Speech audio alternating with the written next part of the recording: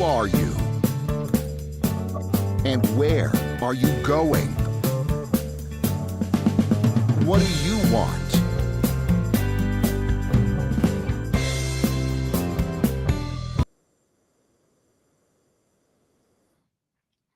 Hello and welcome to Business Lessons from the Military.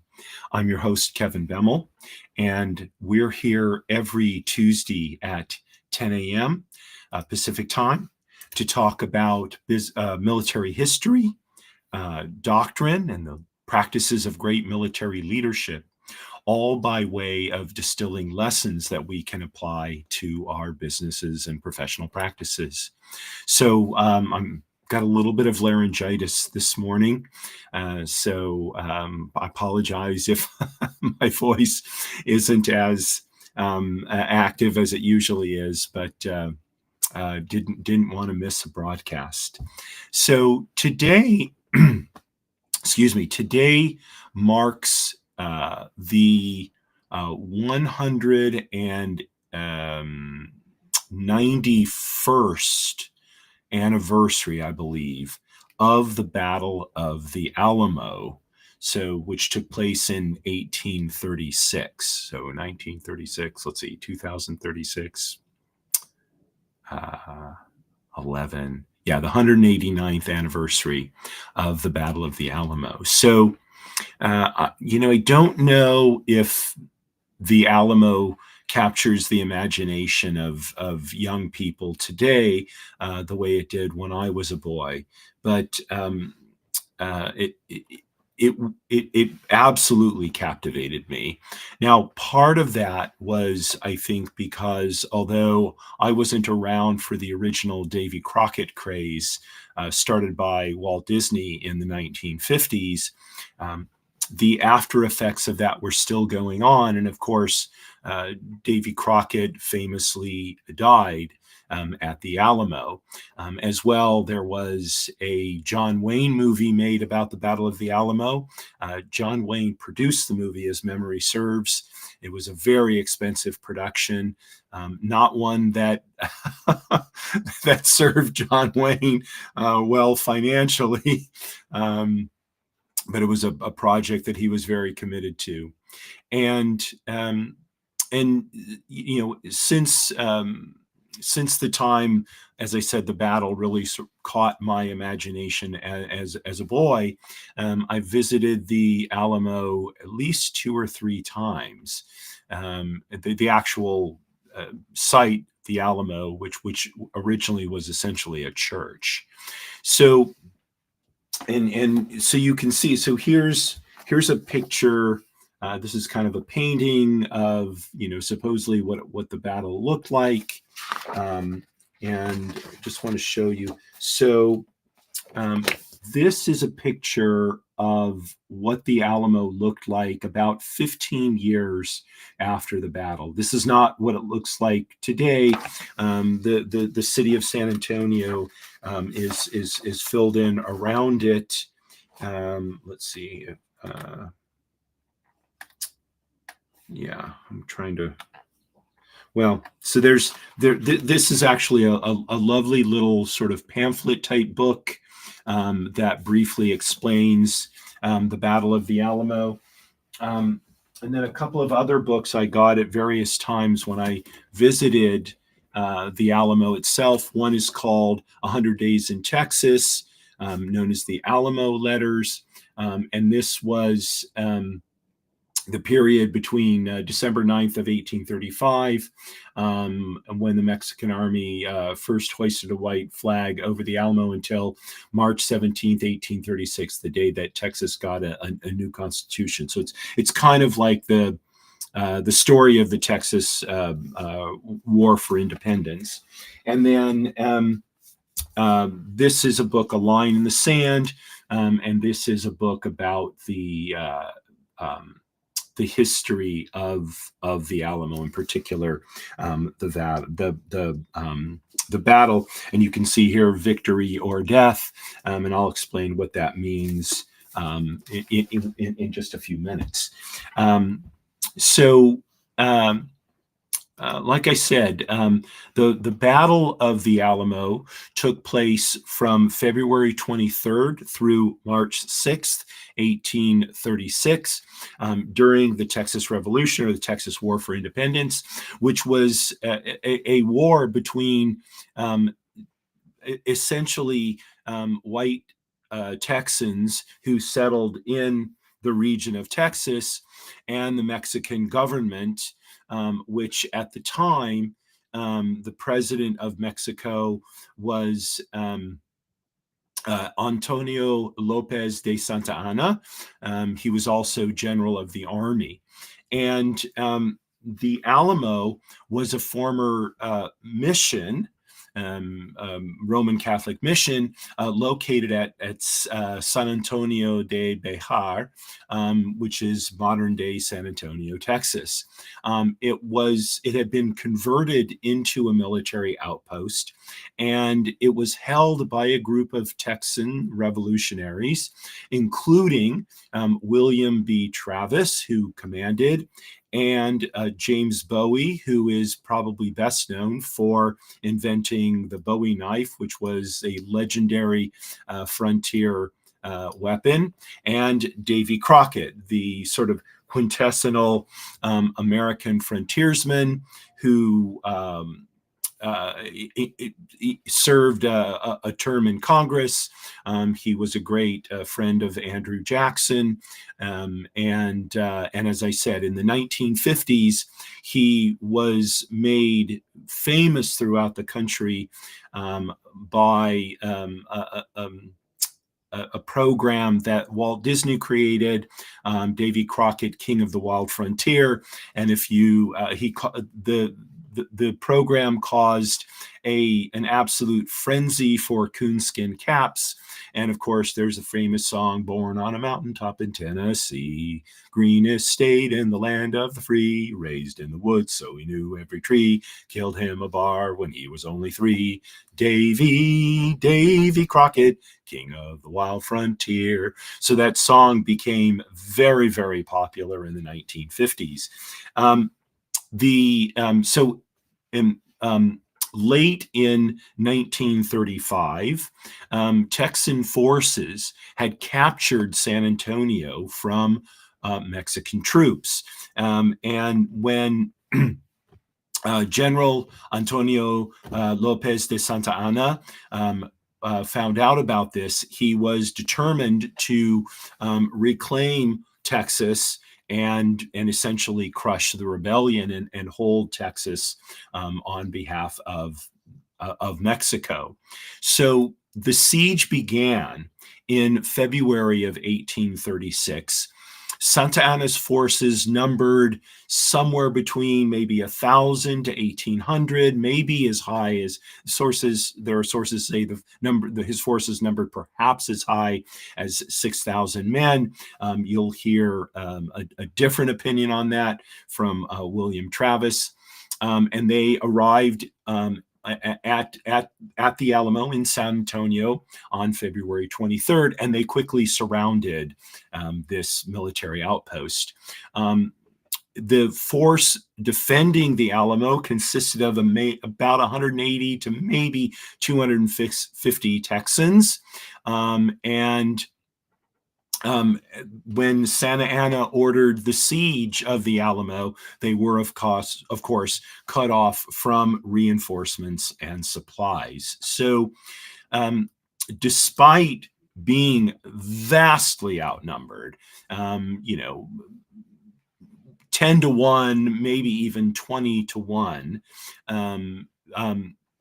Travis, on February 24th, wrote his famous victory or death letter, calling for reinforcements from Texan forces and really from America at large. So here's the letter that he wrote: "To all the people of Texas and all Americans in the world, fellow citizens and compatriots. I am besieged by 1,000 or more of the Mexicans under Santa Anna. I have sustained a continual bombardment and cannonade for 24 hours and have not lost a man. The enemy has demanded a surrender at discretion. Otherwise, the garrison will be put to the sword if the fort is taken. I have answered the demand with a cannon shot, and our flag still waves proudly from the walls.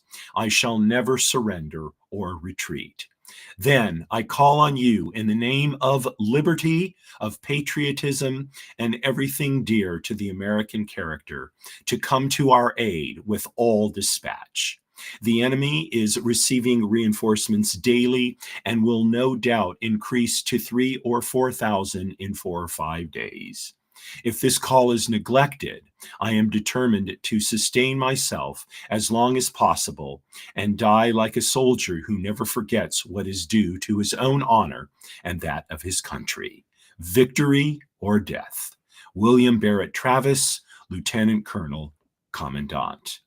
So this is the inspiring letter that William Travis wrote, and during the siege of the Alamo, there were no reinforcements. They could not get through.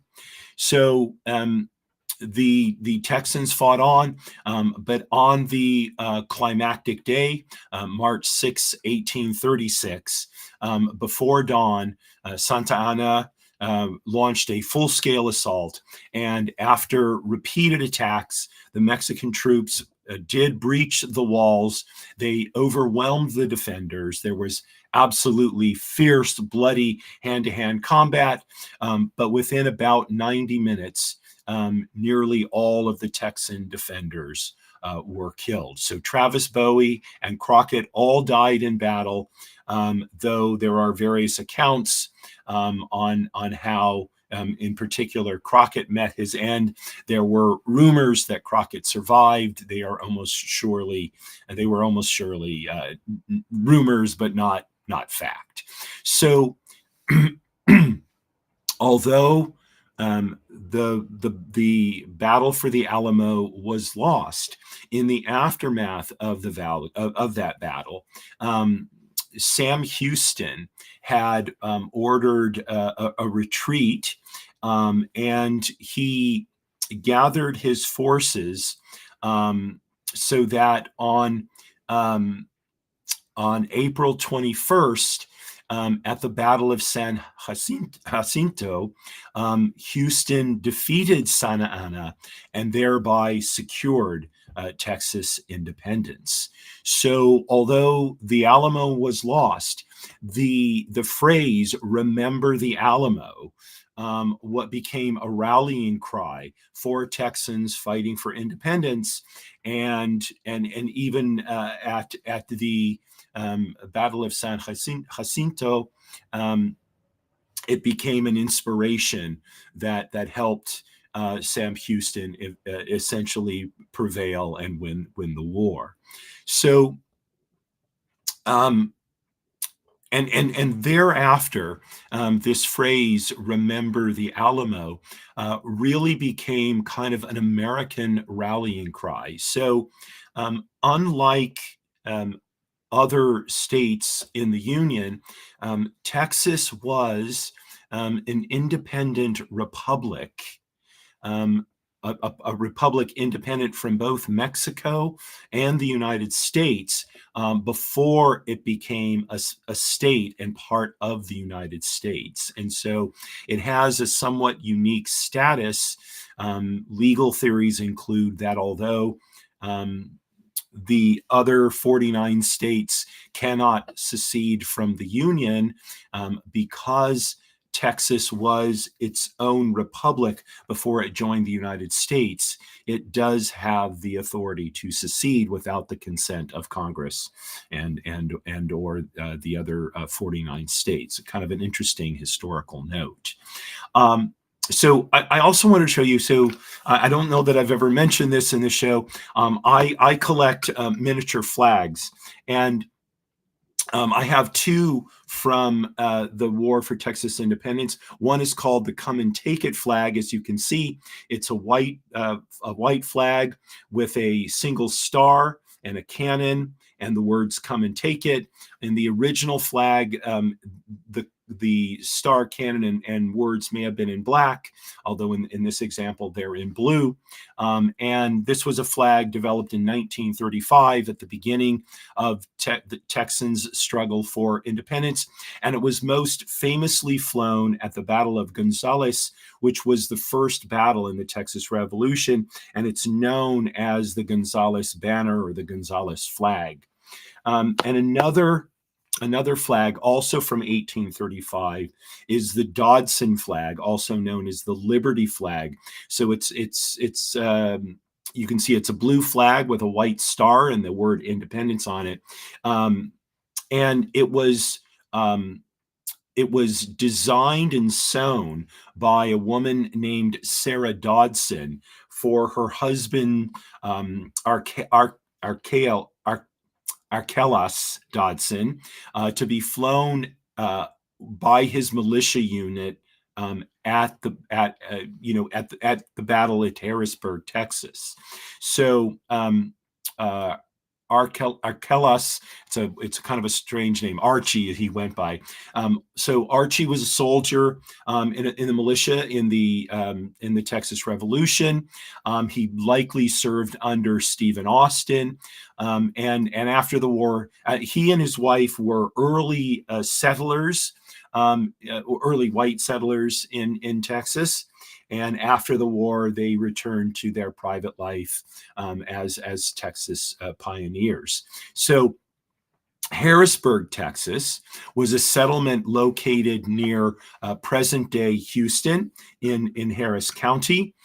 It was one of the earliest Anglo-American settlements in Texas, founded in 1826 by John Richardson Harris, hence the name Harrisburg, along the Buffalo Bayou. So it briefly served as the capital of Texas. In March of 1936, President David Burnett fled there, and the Texas government fled to Harrisburg after Santa Anna forces advanced on Washington on the Brazos, which was then the capital of Texas. Excuse me. Harrisburg was destroyed by General Santa Anna and Mexican forces on April 16th, 1836, just before the final battle at San Jacinto on April 21st. And it never really recovered after being destroyed. It was eventually absorbed into the city of Houston, Texas. And if one were to go to the original site of Harrisburg, you would find some historical markers there commemorating its past. So, Texas remains among the most colorful states in the Union. Texans have a very deep devotion to their state. I know I lived in Dallas, Texas for I think about 1.5 to 2 years when I was a boy, from the time I was a little over 6 years old until I think just before my 8th birthday, if memory serves. I know my parents built a beautiful custom designed home there that we lived in for only a very short time because for job reasons, my dad and hence his family, we moved to Southern California. So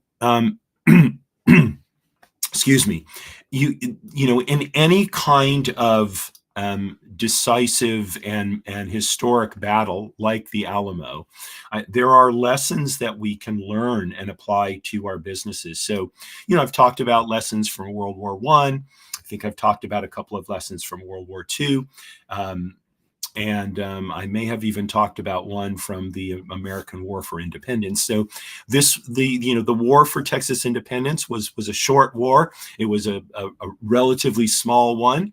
But nonetheless, like I said, this Battle of the Alamo, which is so captured the American imagination, and the slogan of which still inspires the military people today. So I distilled 6 lessons that I think we can take from this battle. So, first of all, is strong leadership matters. So, there's this idea that's been around for a while now called servant leadership. The idea that leaders really, in essence, serve their people and enable them to do good work. And there is some validity to that, but I don't think it negates the necessity for strong, inspiring leadership. And certainly, William Travis and James Bowie demonstrated an unwavering commitment to liberty when they led their men. I read you Travis's Victory or Death letter, which clearly spelled out what his goals were for the defense of the Alamo, and really provided a rallying cry for all his men. Now, you might argue, well, there was no way they were getting out, so they might as well have fought. That's true, but people can fight hard and tough, or they can fight lackadaisically. The fact that it took Santa Anna, even with dramatically superior forces, 13 days to finally overrun the Alamo shows you that the kind of leadership and inspiration that Travis and Bowie provided their men. And we can do the same things in our businesses. So we can seek to inspire our people. And I think, by the way, that the fact that many leaders, business leaders today, seem to not feel that that's important, or don't develop that skill is a shame, because it causes when a business changes a policy or redirects itself, it's very necessary for people in the business to really feel some inspiration there. And so giving an inspiring speech or sending around an inspiring email, rather than just one explaining in very plain fashion what's going to happen, can be a very effective tool as we lead our people to fulfill the mission of our organization. So strong leadership matters. Second is know when to fight and know when to retreat. So inspiration from leadership can enhance the courage, not only of the leader. When we talk in an inspiring way, if we're the leader of a business, we also can buoy our own courage. But of course, hopefully we're buoying the courage of the people that we're leading. But even in the face of that, sometimes the courageous thing is to retreat, admit that a setback has happened, and sort of regather our forces. And in fact, although the defenders of the Alamo were dramatically outnumbered, and they fought bravely but still lost, Sam Houston was able to make a strategic retreat after the battle that allowed him to regroup and eventually win decisively at the Battle of San Jacinto. So, if Sam Houston had sent part of his forces to help defend the Alamo, they would have almost certainly been destroyed as well. And so Sam Houston had to make the very difficult decision: do I attempt to reinforce the Alamo and defeat General Santa Anna there, or do I retreat and prepare for a battle somewhere else? He chose the latter, and as a result, he won the war for Texas independence. And so I think we need to keep the same sort of balance, if you will, in mind. Balance is perhaps not the right word, but we need to keep in mind that um, always continuing to fight may not be the right thing. Sometimes retreat so we can regroup and live to fight more strongly another day is the better choice. So um, whether we're trying to open new markets and we find competition against us fiercer than we expected, whether we're trying to launch a new product and we find maybe demand for that product is just not the way we thought it would be. Um, Sometimes it's worth continuing the fight, but other times we're better to withdraw, regroup, and live to fight another day. I've talked about this example before, although I think not on this show. When Coca-Cola, this is back in the 1980s, I believe, 1980s or early 1990s, perhaps, they launched a new formula for Coca-Cola called, which eventually became known as New Coke. It was wildly unpopular, and people were incensed that Coca-Cola had issued a formula. The attempt was to try and make it a little more like Pepsi, which is sweeter than Coca-Cola, and people abandoned Coke in droves, and Coca-Cola was forced to um, change its flavor strategy. They created New Coke, which was the new flavor, and then they reissued the old flavor under the name of Classic Coke. Eventually, New Coke went away. It was never popular, and so now Coca-Cola. The Coca-Cola you have today is, as far as I know, the classic formula that has been around for decades and decades and decades. And I would argue, by the way, that Coca-Cola, it's one thing to make a mistake. Companies are going to make mistakes. You're going to make mistakes running your professional practice. That that is not the issue. The issue is if if you think you have made a mistake, what are you going to do about it? And do you have the courage to rethink your decision and decide to retreat and minimize the damage that the bad decision made? Sometimes, perhaps many times, that will be the better decision as opposed to continuing to fight on. In other cases, the right decision is going to be to double down and like Travis and Bowie, make the decision you're going to fight to the bitter end, and sometimes you will prevail there as well. So that's number two. Number three, preparation and resources are key. So oftentimes the difference between victory and defeat really comes down to how prepared were you for the battle, how much resources had been mustered before the battle began. In the case of the Alamo, there was unfortunately not sufficient resources. They didn't have enough ammunition. They didn't have enough food.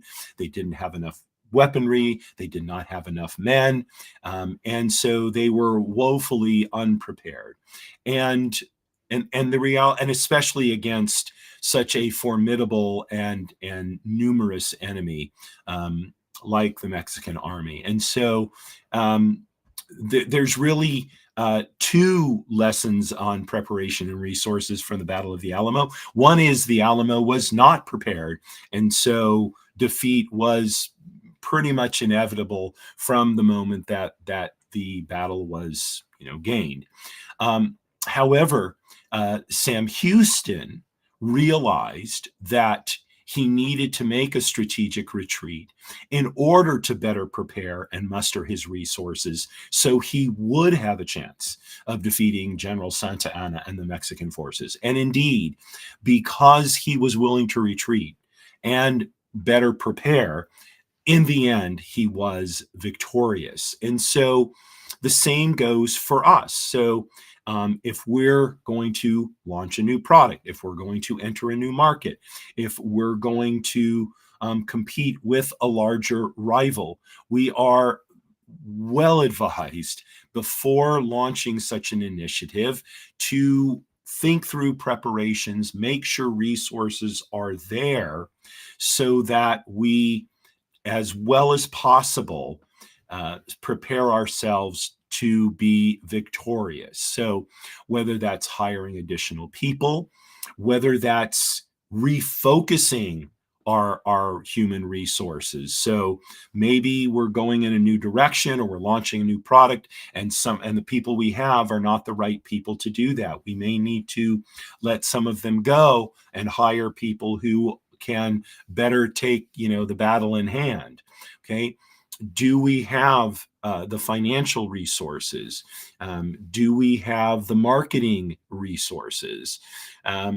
All of those things will become crucial. And the more we can do to husband our resources, or really, I shouldn't say husband, because that implies a scarcity, to make sure there is not a scarcity of resources, and to plan carefully all the stages of what we're going to do, the more likely we can be in victory. Now, there is a counterpoint to this, and that is we cannot plan forever. This is the mistake of the generals who commanded the Union forces in the Civil War.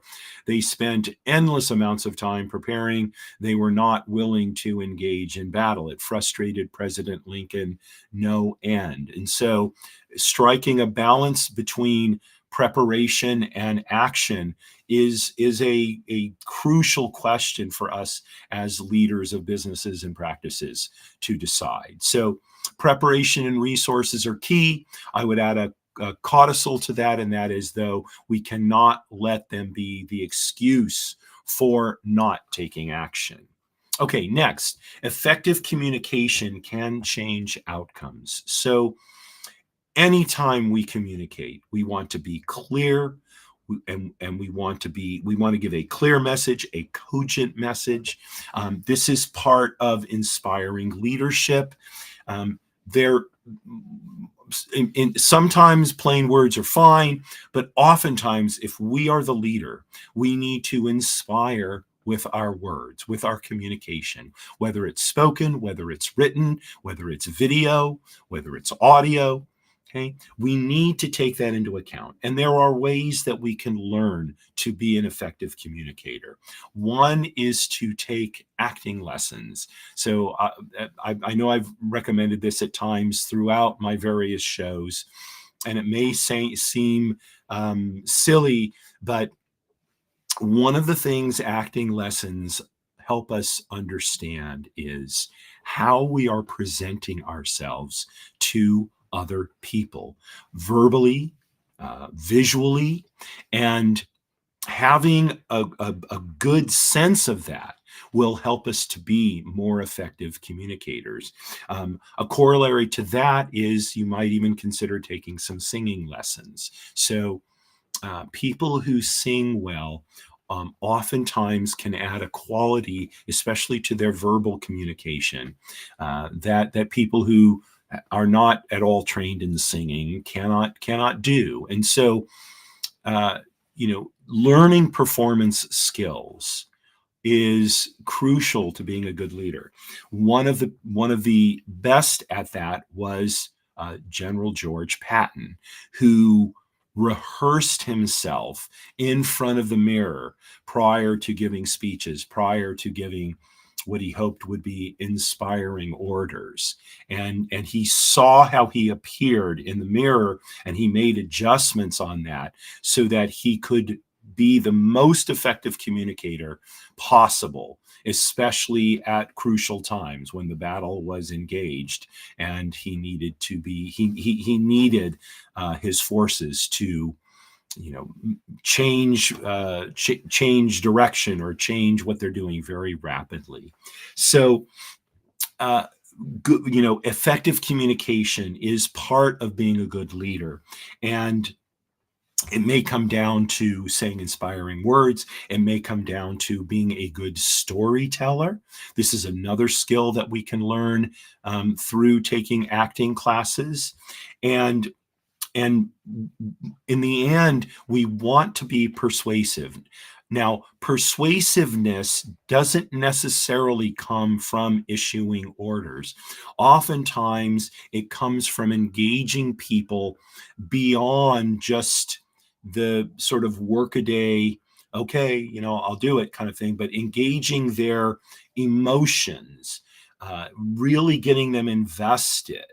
And so this is why we need to practice to be effective communicators. So we can mobilize our team members, our investors, our customers, if we are willing to take the time to learn and become very good communicators. Okay, next, small teams can have a huge impact. So the fact that there were only approximately 200 men at the Alamo, a small number, especially compared to Santa Ana and compared to Sam Houston's forces. Nonetheless, this small force at the Alamo really potentially changed the course of the Texas War for Independence. So while they were almost all killed, the rallying cry, "Remember the Alamo," really went down in history, and their deaths inspired Sam Houston's forces to eventually defeat General Santa Anna and the Mexican army and win Texas's independence. So now that's not always to say that a small force has to be destroyed in order for it to have an impact.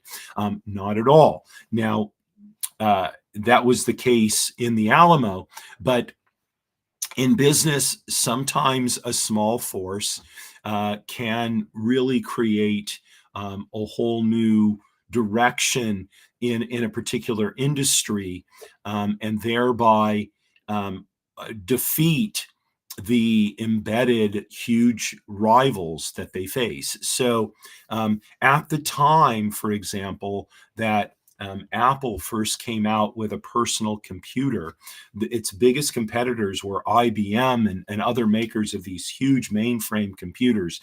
They were the dominant players, and Apple was just this little upstart.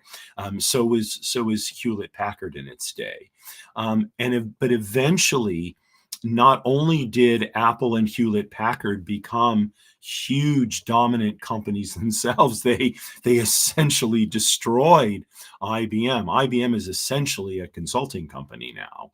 So just because you face a large entrenched competitor, that doesn't mean that as a startup you can't be more nimble, more innovative, and in fact, it's easier for a smaller player to be nimble and innovative, and therefore find some kind of hole through which to push itself in the business world, or find a new direction that isn't something the larger, more mainstream companies see and come to dominate them.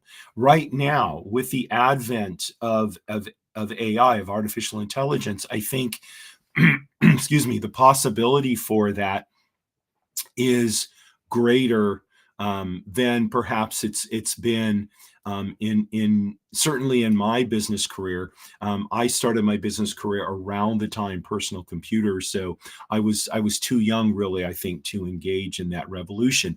I have seen things like fax machines and other things come on, pagers and cell phones. All of that was developed in my lifetime. I wasn't a part of its development, but I did see how it affected businesses, and I was able to adapt those tools to my business in a way that made me more efficient. But I think AI gives us a research reach that we may not have had before, we people in business have had before. And so it gives us an opportunity to play around with new ideas, to research what's happening with them very, very efficiently in a way that previously would have taken us hours. At best, we can do in minutes now. So small teams, a small number of people in a company can really have a huge impact and can even defeat much larger rivals. Finally, legacy and branding do matter. I think we know this, but you can see from the story of the Battle of the Alamo, while in the end all the defenders were killed, or almost all of them were killed, their sacrifice became absolutely legendary, not just in its time, but even down to today. So the Alamo remains a very popular tourist attraction in San Antonio. It is quite, and I use this in its original sense, awesome place to visit and walk around. Awesome in the sense of awe-inspiring, which is what that word historically meant. And so to go there is to feel the vibe and the voices of this epic battle, and to absorb it into our beings, and perhaps be inspired to go on and not in war, hopefully, but in business, do something bold that really has a tremendously positive impact on people's lives. So the story of the Alamo, the slogan "Remember the Alamo," inspire Americans, I think, until today. And so we can build the same kind of legacy into our businesses, into our brands. So we can build our businesses on values and a mission and a vision, and we can embed ethics and morals into our businesses and professional practices in such a way that we build customer and client loyalty, that we build loyalty among the members of our team. And who knows but that 100 years from today or more, our business may still exist and may still continue to grow. So I know for myself, I'm inspired by businesses that have a long legacy. So, for example, I believe it's San Maria de Novella, which started 400 years, no, I'm sorry, 800 years ago, is still today selling perfumes and soaps. And in fact, here, I got this a couple of years ago. Di Santa Maria Novella is the name of the company. So this is rose water. Now, Di Santa Maria Novella, or Santa Maria Novella, was founded in 1221. It's been around for 800 years. This essentially unchanged formula for rose water. That's how long it's been around. I just, the sheer length of time this company has existed, I think, is inspiring. And if you ever get a chance to visit one of their stores, there's one here in Los Angeles, just off of Melrose and La Cienega Boulevard, and the people who work there are lovely, charming people. They absolutely are inspired by being a part of this absolutely historic company. I know for myself, I would love to be able to go to Florence, and visit the sort of mothership there, just to see what it's like, because that's where it started. So it's possible for us to build a legacy and a brand for our businesses and professional practices, and it's all part of the lessons that we can learn from the Battle of the Alamo. So just real quickly, reviewing the 6 lessons again. Strong leadership matters. Knowing when to fight and when to retreat. Preparation and resources are key. Effective communication can change outcomes. Small teams can have a huge impact. And finally, legacy and branding do in fact matter. It's not just so much puffery, but it's really gets at the essence of what our businesses and professional practices are about. So those are my lessons, business lessons from the Battle of the Alamo, which again happened 189 years ago, kind of this week, if you will. And I hope you will be inspired by my somewhat laryngetic presentation of these lessons, and you'll think about how you can apply them to your businesses. So tomorrow is my show, People Making Money, and my topic is understand the business you're in. We are in a time of rapid change in the business climate, with, as I mentioned, AI and so many other things, a new presidential administration that's taking America in a different direction. And we as business leaders, as business owners, I think we need to be very focused on understanding what business we're in. Otherwise, history will overrun us and leave us in leave us in the trash heap. So I invite you to join me tomorrow, Wednesday at 10 a.m. Pacific time for that. And then next week on Monday at 10 a.m. Pacific time is my show, Trust and Estates Weekly. And on next week on Tuesday, my guest is on Business Lessons from the Military, a week from today. My guest is Derek Keller, and he's going to be talking about propelling meteoric growth. So Derek is a veteran friend of mine. I'm looking forward to having Derek on the show. So thank you so much for joining me. Lamon, good to see you, my friend. Thanks for your chat.